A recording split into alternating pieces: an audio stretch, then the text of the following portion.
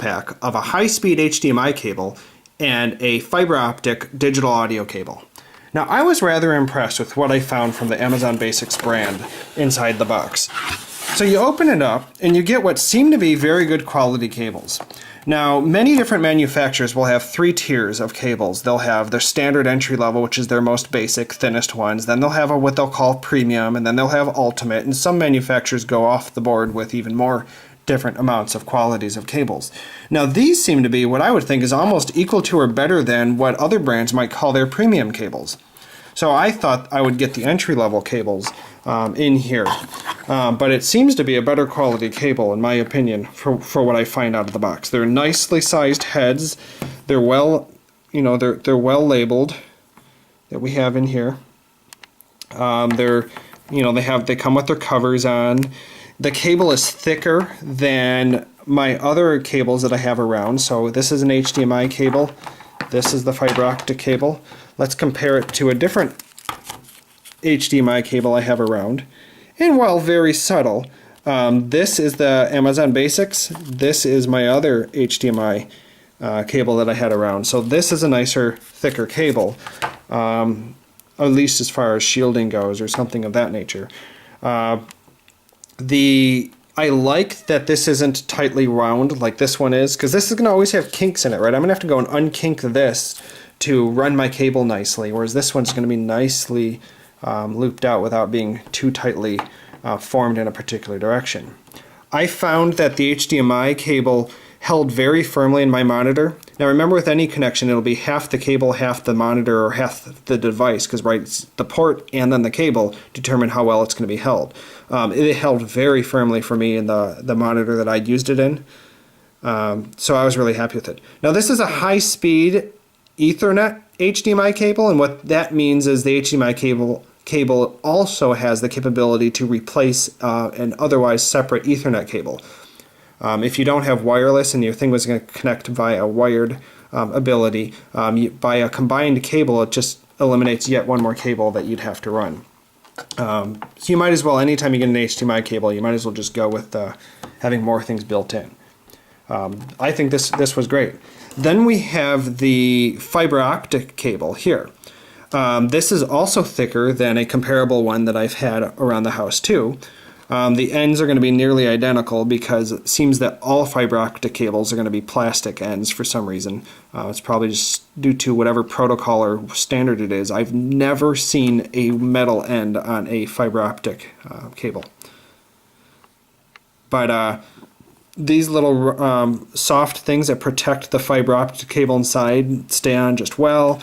It's a nice big end. It's not overly tightly bounded. Fiber optic cables cannot be kinked. That's just a fact of the point of it travels light along it, and if you kink it too much, then you're going to cause a problem for the signal to break. So even other brands won't bind those cables too tightly. Even these, the thickness of the shielding on them is bigger on the Amazon Basic here compared to the other brand that I have here. So overall, I'm really happy with these. Now, they're both digital cables. Now, to be fair, I would say that some of the point of quality of cables and having premium cables is a bit of hoopla over whether or not they can actually improve things. Once you have a digital signal, you mostly get the signal or you don't. And so the point, digital is still inherently analog at some point, if you're familiar with electrical engineering. But the idea is that even if it degrades, it'll still maintain the full signal up until the point it just loses it all. For the most part. I mean, yes, there's all this talk about error correction and other things, but with these kinds of data, I don't believe it matters a whole lot, other than you want decent construction of the cable. You want them to stay plugged in. You don't want kinks, and you don't want any faults in it. Like if the metal conductor along the way wasn't constructed really well, maybe it'll have a break, and maybe if you flex it just one too many times, it would stop working or have other problems. There is a point of having shielding on some cables. Fiber optic isn't subject to electrical interference, so whereas something that is just run along a copper wire inside is. So You don't have to worry about shielding much on this other than it stays on the fiber optic cable and doesn't kink. And on this one, shielding will matter to an extent. The longer run you go, like you have to go seriously long runs, tend to need more out of protection out of cables. Digital cables. Now analog cables, whatever it degrades, you literally lose what you lost in the degradation. But digital, you won't usually lose very much in that. Now, to be fair, I mean, there are inside your computer, you have SATA cables and other things, and it starts to matter how much shielding you have on cables, and that's why a USB 3 maybe require shielding, or USB 2 or 1, it was optional, and so on. But we're not here to really get into the theory of these, other than I think these cables are great. I was really happy and surprised what I found inside of the Amazon Basics brand. Thank you for watching the review.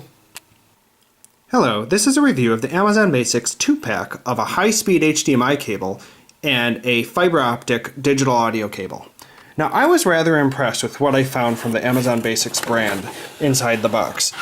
So you open it up and you get what seem to be very good quality cables.